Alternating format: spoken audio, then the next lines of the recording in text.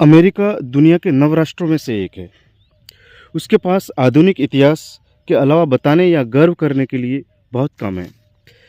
जो भी इतिहास था उसे उसे भी सुनियोजित तरीके से मिटा दिया गया। पूंजीवाद का केंद्र बनकर अमेरिका ने दो चीज़ों को नियंत्रित करने पर सदी में सबसे अधिक समय लगाया, एक पैसा तो दूसरा ताकत। अमेरिका दुनिया भर की पूंजी को नियंत्रित करता है। विश्व व्यापार बड़े पैमाने पर डॉलर पर निर्भर है। दूसरी ओर सेना, हथियार और परमाणु बमों के मामले में भी अमेरिका सबसे शक्तिशाली देशों में गिना जाता है। उसके पास इतने परमाणु हथियार हैं कि पूरी धरती को कई बार नष्ट किया जा सकता है। परमाणु हथियारों के इस्तेमाल का कलंक भी केवल अमेरिका के माथे पर ही लगा है।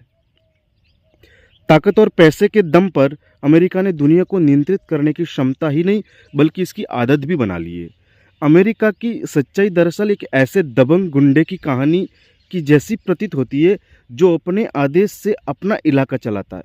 वहाँ न पुलिस चलती है ना और किसी विधान का प्रभाव होता है। उसे जो भी सही लगे वही सही और जो गलत लगे वही गलत।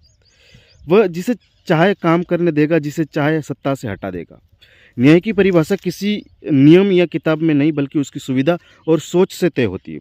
Japan, Vietnam, Afghanistan, Iraq, Libya, Iran और लातिन अमेरिकी देशों जैसे अनेक उदाहरण हैं जहां अमेरिका ने सत्ता और सरकारों में दखल दिया और उन्हें अस्थिर कर दिया।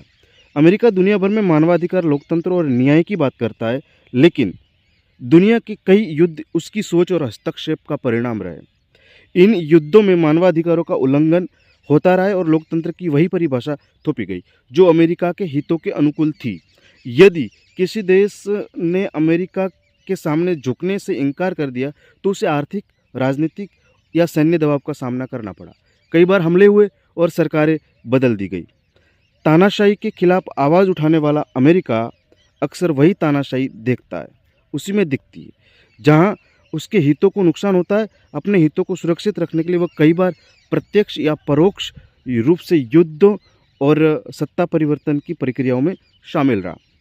यह सही है कि दुनिया के कई देशों में लोकतंत्र नहीं है, लेकिन किसी भी देश में लोकतंत्र की मांग करना, उसके लिए संघर्ष करना और उसे स्थापित करना उस देश के लोगों का अधिकार है। इसमें किसी भी बाहरी देश के हस्तक्षेप को उचित नहीं ठहराया जा सकता। लोकतंत्र एक आधुनिक अवधारणा है और कई देशों में पारंपरिक, सांस्कृतिक और सामाजिक कारणों के कारण प्रभावी रूप से लागू करना आसान नहीं रहा। इसलिए इसके समाधान का अधिकार भी उस देश के नागरिकों का ही होना चाहिए। आज दुनिया में वैश्विक व्यवस्था बनाए रखने के लिए संयुक्त राष्ट्र और कई अन्य अंतर्राष्ट्रीय संस्थाएं मौजूद है, लेकिन कई बार ये संस्थाएं भी केवल मंच बनकर रह जाती है। इसके कई निर्णय या तो अमेरिकी हितों के अनुरूप होते हैं या फिर अमेरिका उसकी अनदेखी कर देता है। परमाणु कार्यक्रम, जलवायु परिवर्तन, कृषि, मानवाधिकार, तेल, हथियार, व्यापार, लोकतंत्र और मुद्रा जैसे कई वैश्विक मुद्दों पर मानक अक्सर अमेरिकी हितों के अनुसार तय होते दिखाई देते हैं। जब अमेरिका की जवाबदेही की बात आती है तो वह अक्सर उससे बच निकलता है। अमेरिका की एक प्रमुख आपत्ति ईरान के परमाणु कार्यक्रम को लेकर भी रही है।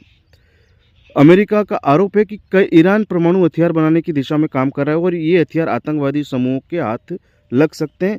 इस कारण यूरोप और अमेरिका को खतरा हो सकता है। लेकिन सवाल ये उठता है कि दुनिया में ये तय करने वाला अधिकार किसके पास है कि कौन परमाणु हथियार या परमाणु परीक्षण करेगा और कौन नहीं। किसे परमाणु हथियार रखने का अधिकार है और किसे नहीं है। अमेरिका के पास दुनिया के सबसे अधिक परमाणु हथियार है और इतिहास में परमाणु हथियारों का इस्तेमाल करने वाला भी एकमात्र देश भी वही है। हिरोशिमा और नागासाकी भी मानवता के विनाश, आज भी ये विनाश मानवता के लिए एक कलंक के रूप में याद किया जाता है। ऐसे में ये सवाल उठता है कि क्या कोई ये गारंटी दे सकता है कि भविष्य में परमाणु हथियारों का कभी दुरुपयोग नहीं होगा।